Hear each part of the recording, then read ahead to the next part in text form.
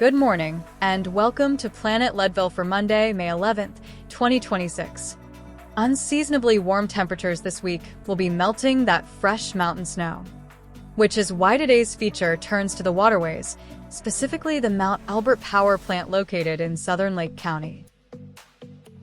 Hello and welcome to this special Planet Leadville update regarding the Mount Elbert Power Plant located in Twin Lakes, Colorado.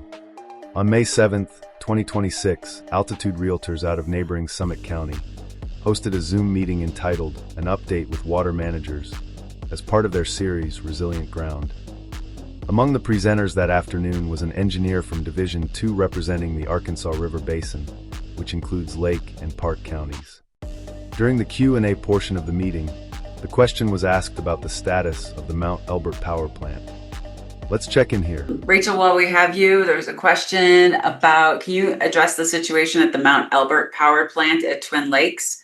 Both turbines have been offline for over 18 months. Yeah, they haven't actually been offline at the same time. They've had one offline and then one that went down for that entire time. But that's mostly related to aging infrastructure. You know, those penstocks are many decades old and at the end of their usable life, and the ability to keep them maintained is kind of a touch and go situation. It's not like you can drop down to Home Depot and pick up the parts you need to repair those types of things. Last year they were shut down for a pretty substantial period in the runoff period and were forced to make releases out of turquoise above their limited agreement rates, which caused a lot of issues and problems. Issues and problems might be one way to describe it, but for Lake County, a similar decision from the Bureau of Reclamation in the spring 2024 led to historic flooding below Sugarloaf Dam, as water releases from Turquoise Lake were dumped into Lake Fork Creek because the Mount Elbert Power Plant was offline. That decision came at a high cost of time, money, and resources for both private property owners and the public sector. In this interview from June 2024 by Leadville journalist Kathy Bedell, Lake County Public Works Director Michael Irwin explains the incident.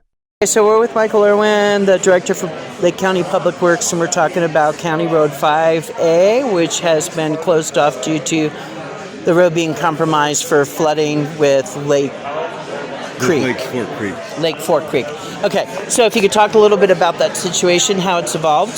So since the middle of April, when the Bureau of Reclamation had to start raising the water out of Turquoise Reservoir because the power plant is down, both generators are down, they can't run water through the pipeline right now, and they have to get water out of Turquoise to maximize snow runoff coming up, transfers from continental water transfers, and keep the water flowing all in the valley and not flooding the western slope also. So we did have some problems with culverts being able to handle that extra flow, which is about 300 to 400 cubic feet a second.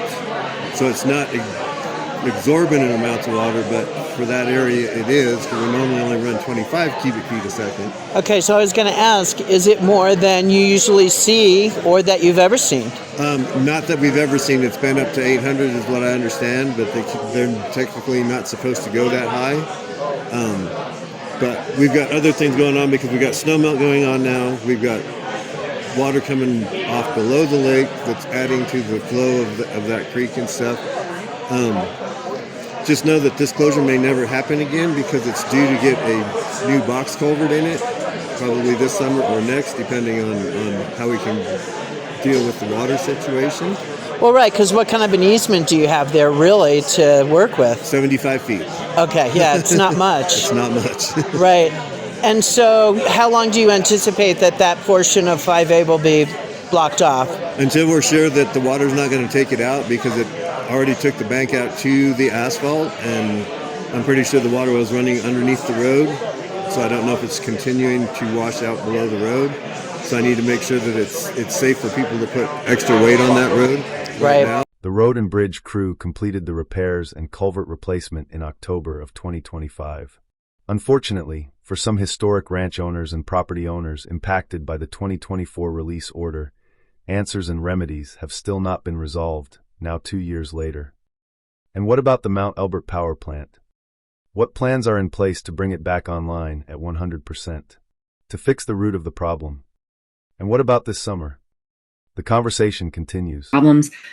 This year, they're actually facing, I was on a meeting with them earlier this morning, they're facing the opposite problems. They're starting to be a little bit concerned about whether or not they'll even be able to keep the power generating because of the low flows into Turquoise. They have to be able to deliver water back and forth between the forebay and Turquoise, and a lot of that is dependent on inflows into Turquoise. But I think like all of the power plants that we're experiencing, I have been in conversations with entities from City of Pueblo to Southeastern District and the Bureau. And, we hear a lot about the power pool at Powell, but we're below the power pool, if you will, on all of these other reservoirs this year as well. If there's minimum flows, the plants like at the Southeastern plant below Pueblo Reservoir, it has to have a certain flow rate being released from Pueblo before it can function properly. And if it doesn't, it has to be shut off and operated manually, only when the flows are available. Same thing can impact City of Pueblo. So, no water, no power. It's kind of a combination there. That wraps up this May 2026 update regarding the Mount Elbert Power Plant. We will continue to monitor the situation and provide updates when available. Thanks for watching.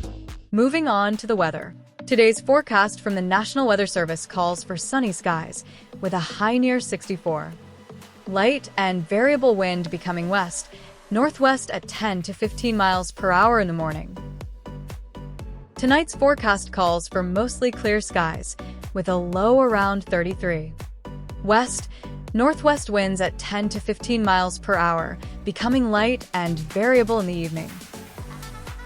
The roads are clear and dry, but the construction cone zones will drop into high gear this week.